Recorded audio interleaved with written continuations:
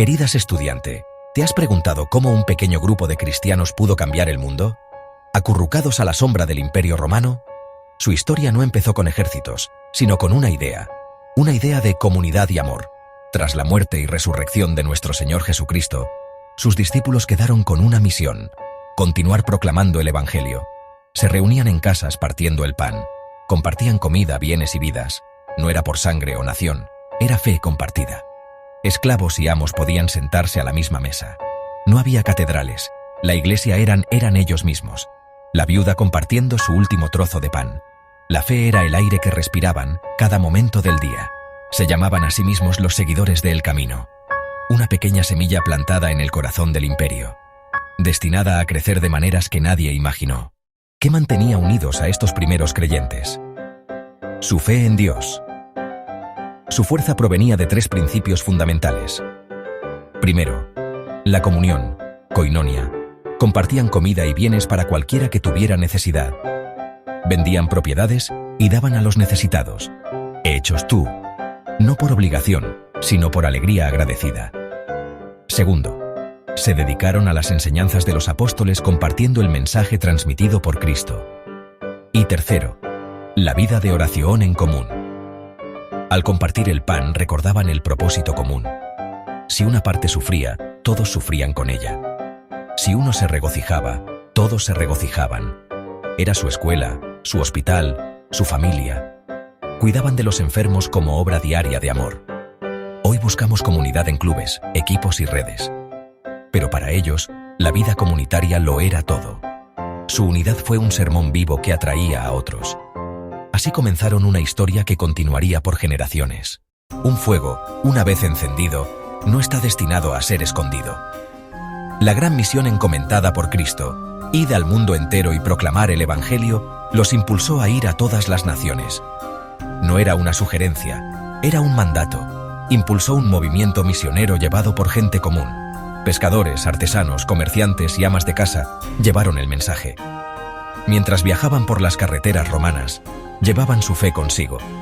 Hablaban de esperanza en mercados, en casas y sinagogas.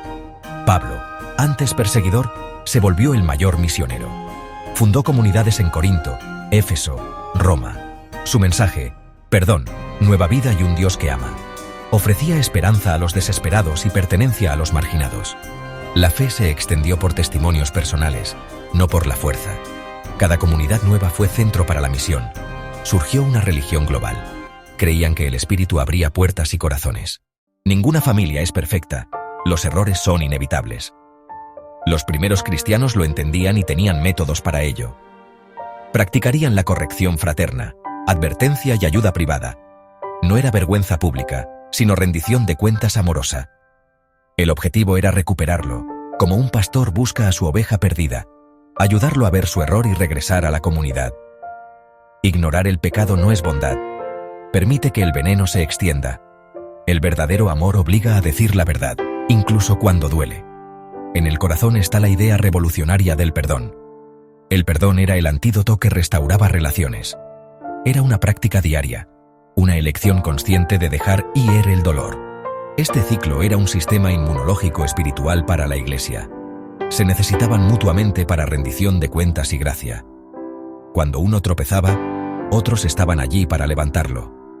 Esto creó una comunidad resiliente y compasiva, una relación restaurada a la vez. El Imperio Romano absorbía dioses de todo su territorio, pero reconocer al emperador como divino era obligatorio. Los cristianos no podían adorar al emperador ni a ídolos. Para las autoridades era traición. Comenzaron las acusaciones. Circulaban rumores. Canibalismo, incesto, conspiración.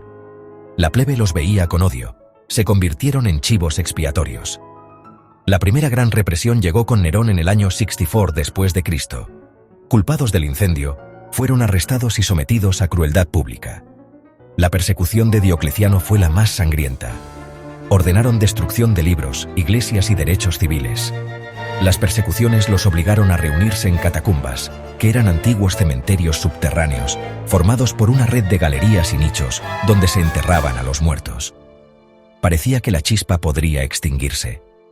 Sin embargo, la persecución dispersó a creyentes por el imperio.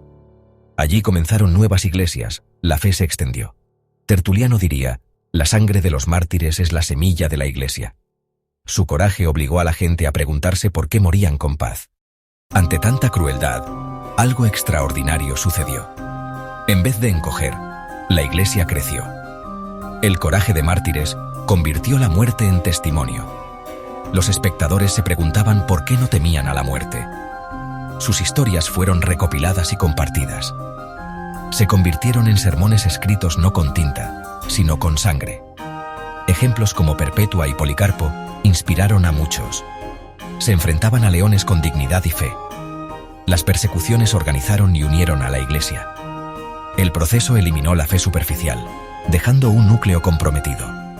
Aprendieron a depender de Dios de formas nuevas.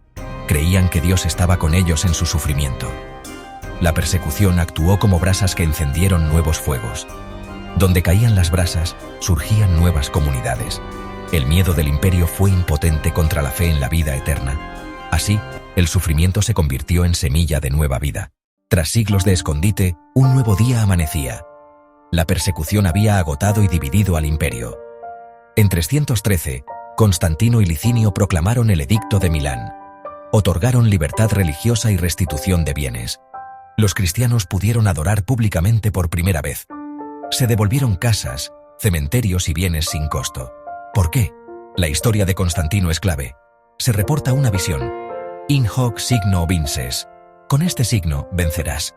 Pintó el símbolo en escudos y venció en batalla. Milagro o política, Constantino vio a la iglesia como aliado. Los emperadores patrocinaron basílicas en Roma, Jerusalén y Constantinopla. Obispos dejaron de ser criminales buscados. Ocuparon cargos públicos. La fe que se susurraba ahora se proclamaba desde los tejados. La protección imperial cambió la escala y la responsabilidad de la iglesia. Fue alivio y gratitud, respuesta a incontables oraciones. Para los creyentes, fue la mano de Dios obrando en la historia. La libertad trajo nuevos desafíos, preguntas teológicas profundas. La pregunta clave, ¿quién es exactamente Jesucristo? Arrio enseñó que Jesús era extraordinario, pero no igual al Padre. En 325, Nicea condenó el arrianismo y proclamó la divinidad de Cristo. Formularon el credo, Dios de Dios, luz de luz. Jesús es consustancial con el Padre, misma esencia divina. Nestorio dijo, dos personas en Cristo, divina y humana separadas. En Éfeso año 431, se definió que Jesús es una persona con dos naturalezas. Eutiques afirmó que solo había una naturaleza divina en Jesús. En Calcedonia año 451 se afirmó la doble naturaleza en una sola persona. Los concilios no eran meros debates. Buscaban permanecer fieles a la verdad. Creían que el Espíritu guiaba sus mentes y corazones en esto. La Iglesia articuló, una persona divina con dos naturalezas, humana y divina. Así preservaron el misterio de Cristo para generaciones. La libertad trajo debate.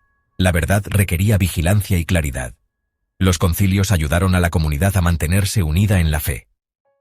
Al mirar atrás, vemos una historia que desafía explicaciones simples. ¿Cómo sobrevivió un movimiento nacido en un rincón del imperio? ¿Cómo resistió el poder de los emperadores y la muerte? Los creyentes vieron una respuesta: la mano invisible de Dios. Su guía apareció capítulo tras capítulo.